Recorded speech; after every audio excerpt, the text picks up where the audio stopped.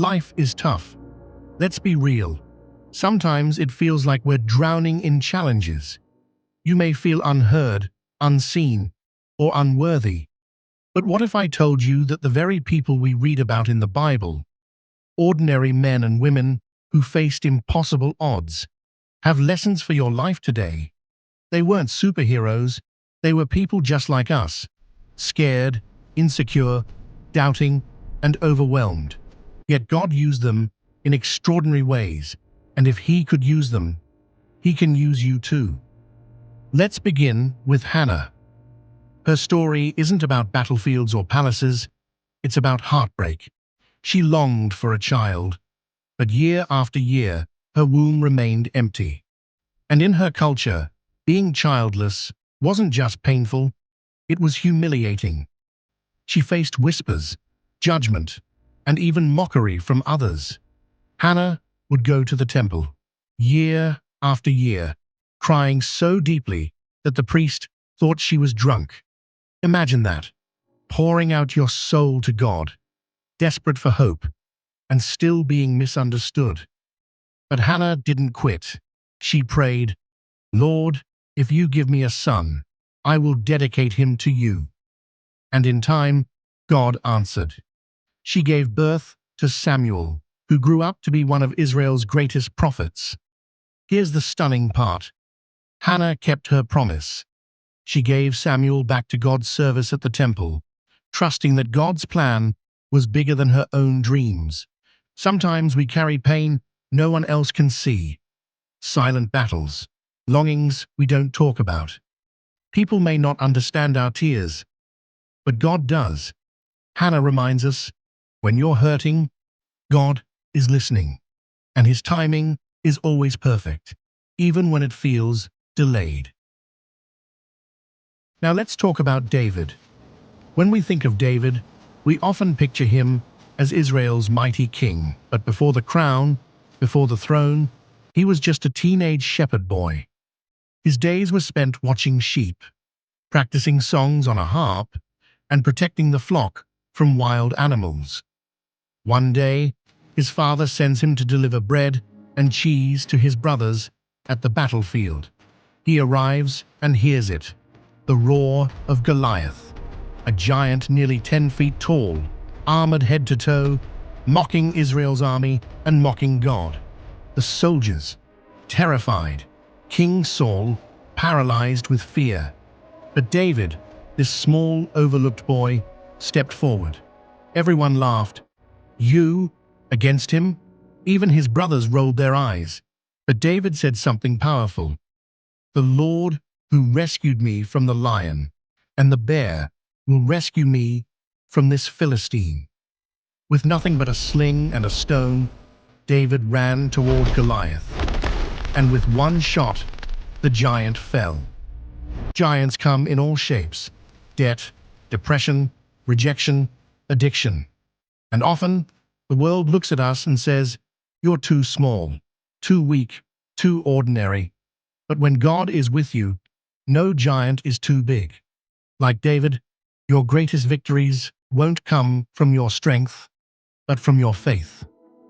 Joseph's story starts with betrayal. As a teenager, he was his father's favorite. He had dreams of greatness, dreams that one day people would bow before him, but his brothers hated him for it. So much so, they threw him in a pit, sold him into slavery, and told their father he was dead. Talk about trauma. Imagine the pain of realizing your own family wanted you gone. From there, Joseph's life spirals. He works as a servant in Egypt. He's falsely accused of assault by his master's wife. He's thrown into prison for years. If anyone had a reason to give up, it was Joseph. Yet even in the darkness of prison, he remained faithful. And in God's timing, he was lifted from prisoner to second in command over all Egypt. The very brothers who betrayed him. Years later, they stood before him, desperate for food during a famine. And Joseph's words, not bitterness, not revenge. He said, You meant evil against me, but God meant it for good. Sometimes life feels unfair. People betray you. Opportunities slip away. Doors slam shut. But Joseph's story reminds us, God is still weaving the pieces together. What feels like rejection today may just be redirection for tomorrow. And then there's Job, the man who had everything: wealth, health, family, and respect. Then, in what felt like a single moment, it was all gone. His children died. His wealth vanished. His body was covered in painful sores.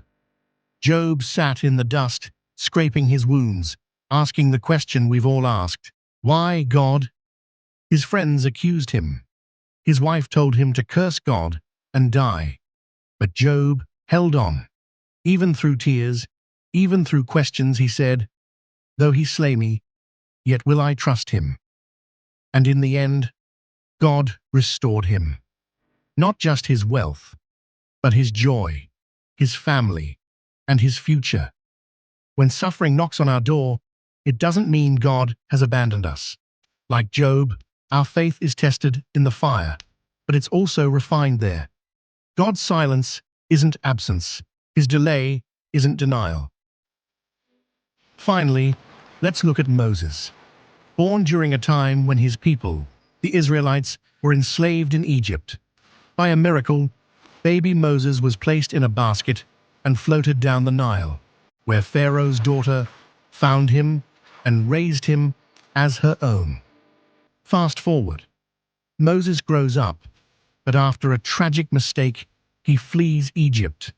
For 40 years he lives in the wilderness as a shepherd, probably thinking his life's purpose was over. But then, a burning bush. God calls him to return to Egypt and demand Pharaoh let his people go. And Moses' response? Not excitement, not confidence, but doubt. Who am I to do this? I don't speak well. Send someone else. Sound familiar? Yet God's answer was simple: I will be with you. And with that, Moses led an entire nation out of slavery. God doesn't call the qualified. He qualifies the call. Even when you feel too weak, too broken, or too unworthy, God says, I will be with you. Hannah, David, Joseph, Job, Moses.